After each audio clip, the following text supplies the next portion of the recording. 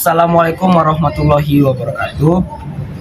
Perkenalkan, kami dari kelompok 3 mata kuliah PMI Palang Merah Indonesia, jurusan Pendidikan Guru Madrasah Ibtidaiyah, Fakultas Keguruan dan Tarbiyah. Nah, di sini kami akan berdiskusi ringan tentang pertemuan pertama. Pertama-tama, perkenalkan, nama saya Muhammad Adib Rahman, dan ini rekan saya. Eka Agus Setiadi. Dan ini rekan saya. Vika Widya Putri. Nah, di sini kami kurang lebih akan berdiskusi tentang pertemuan pertama PMI, seperti bagaimana sih pertemuan pertama pada saat kita terkena kecelakaan, ataupun pada saat luka kita terbuka itu seperti bagaimana, ataupun kalau kita terkena racun pada tubuh kita bagaimana. Nah, di sini kami akan berdiskusi ringan tentang pertolongan pertama. Pertanyaan pertama, menurut kalian mengapa pertolongan pertama itu sangat penting? Menurut pendapat saya, pertolongan pertama itu penting karena dengan adanya pertolongan pertama kita bisa menyelamatkan jiwa penderita agar penderita itu tidak meninggal di tempat. Nah, sekaligus dengan kita memberikan pertolongan pertama itu kan pasti akan mengurangi cacat pada penderita itu sendiri.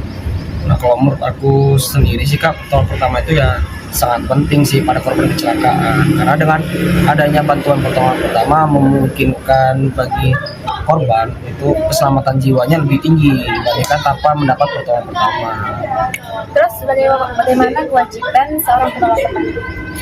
Menurut pendapat aku, kewajiban sebagai seorang penolong pertama yaitu tentunya dia harus bisa menjaga keselamatan diri dia sendiri, keselamatan anggota tim, penderita maupun orang yang ada di sekitarnya. Kemudian yaitu dia bisa menjangkau penderita. Nah, kalau menurut aku sendiri Kak, ya kualifikasi penolong pertama itu yang pastinya dia harus bisa meminta bantuan atau rujukan kepada orang yang lebih ahlinya, karena kan bisa jadi dia salah inilah kita bilangnya, salah tindakan dalam melakukan penolong pertama itu. Nah, jadinya dia harus bisa juga meminta rujukan pada orang yang dewasa lebih tahu dalam bidang itu gitu. Terus bagaimana kualifikasi penolong pertama?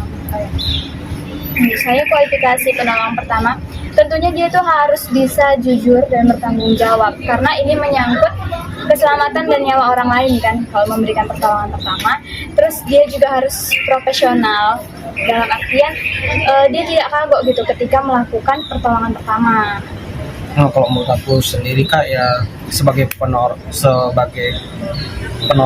pertama ya dia harus pandai bersosialisasi lah tentunya kan Kak.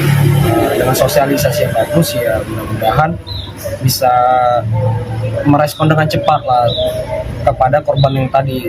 Kemudian dia harus mempunyai rasa bangga pada dirinya kan, kalau seandainya dia terlalu bukan jadinya terlalu berbahaya tuh untuk korban yang terkena.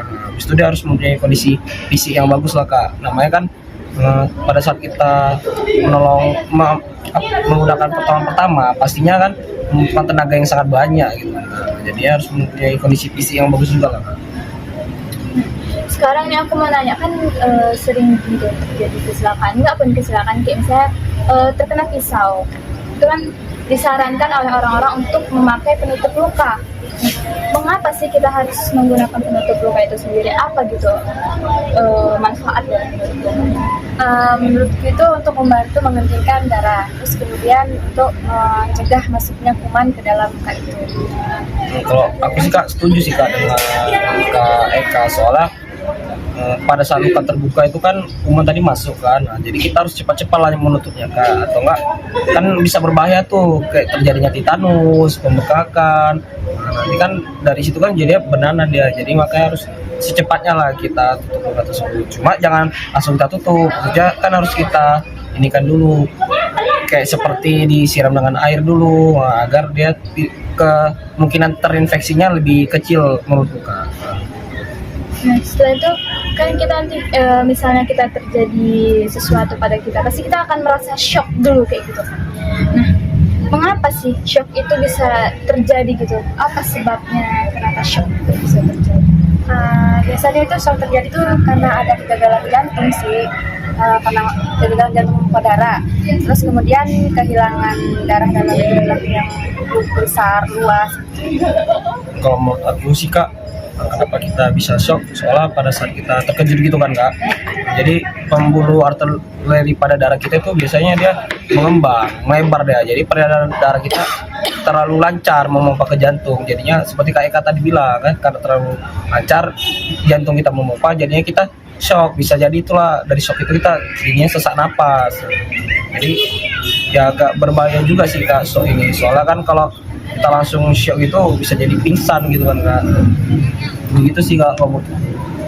Nah, ini mau bertanya tentang pendarahan. Tentu kita udah nggak asing kan pendarahan, kayak misalnya pada ibu hamil atau pada luka tapi dia susah darahnya itu untuk mengembang atau untuk kembali. Jadi kenapa itu dia bisa terjadi pendarahan? Apa faktor-faktor yang menyebabkan pendarahan? Faktor terjadinya pendarahan itu karena pendarahan terjadinya akibat rusaknya dinding selaput darah, pembuluh darah yang dapat diakibatkan oleh benturan yang Ya, jawabanku sih Kak sama seperti Kak Eka ya kan Kak. Nggak mungkin lah kita pendarahan secara tiba-tiba gitu kan Kak. Ya pastinya ada sebabnya, seperti kayak kena luka sayat ataupun kena pukul benda-benda yang tumpul. Kalau mungkus seperti itu sih Kak.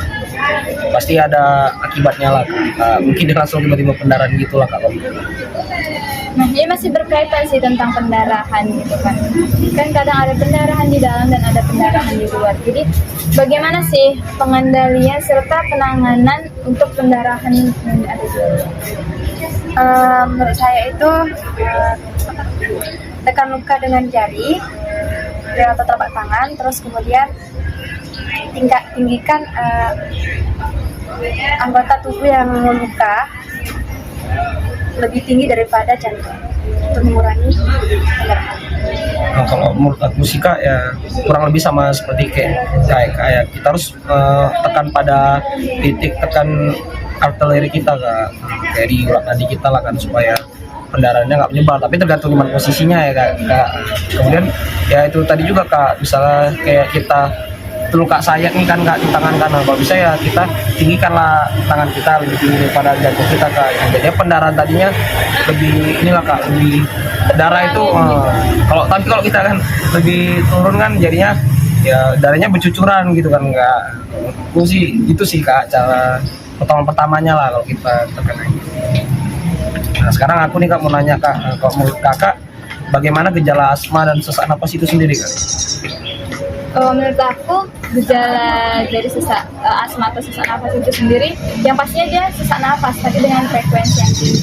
Setelah itu ketika seseorang yang terkena asma atau sesak nafas ketika dia merasa lelah atau kecapean gitu, dia akan batuk-batuk atau bisa disebut dengan istilahnya begini. Abis itu Kak, kalau Kak Eka sendiri bagaimana sih Kak menurut Kakak, tanggapan Kakak bagaimana cara racun tuh masuk ke dalam tubuh kita? Menurut saya berdasarkan jalur masuknya racun ke dalam tubuh manusia, keracunan terbagi ada menjadi 4. Yang pertama keracunan melalui mulut, melalui pernafasan, melalui kulit. Kalau Kak Pika? Kurang lebih sama sih Kak jawabannya seperti itu, karena kebanyakan keracunan kan juga kayak gitu kan, seperti yang dibilang kayak keracunan melalui mulut atau alat-alat pencernaan. Jadi kalau menurut Kakak mengapa pembudayaan PMI itu sangat penting? Menurut saya pembudayaan itu penting karena sebenarnya pembudayaan itu kan dia menggunakan alat bantu kan untuk mempercepat atau bisa membantu orang yang sakit. Terus pentingnya itu yaitu untuk mencegah pergerakan atau pergeseran dari ujung tulang yang patah, untuk mengistirahatkan anggota badan yang patah serta mengurangi rasa nyeri. Biar orang yang terkena misalnya kayak patah tulang pasti kan ada alat bantu tuh untuk mengurangi rasa. Kalau Kak Eka sendiri? Sama Kak untuk mengurangi pendarahan, mempercepat penyembuhan dan mengurangi cedera yang baru di sekitar. Kak, mungkin sampai sini saja lah diskusi dengan kita ya. Demikianlah diskusi ringan dari kelompok kami. Kami mohon kurang lebih dan kami mohon maaf apabila ada kata-kata yang salah, tingkah laku maupun perbuatan yang salah. Kami mohon ampun. Bila itu hidayah. Wassalamualaikum warahmatullahi wabarakatuh.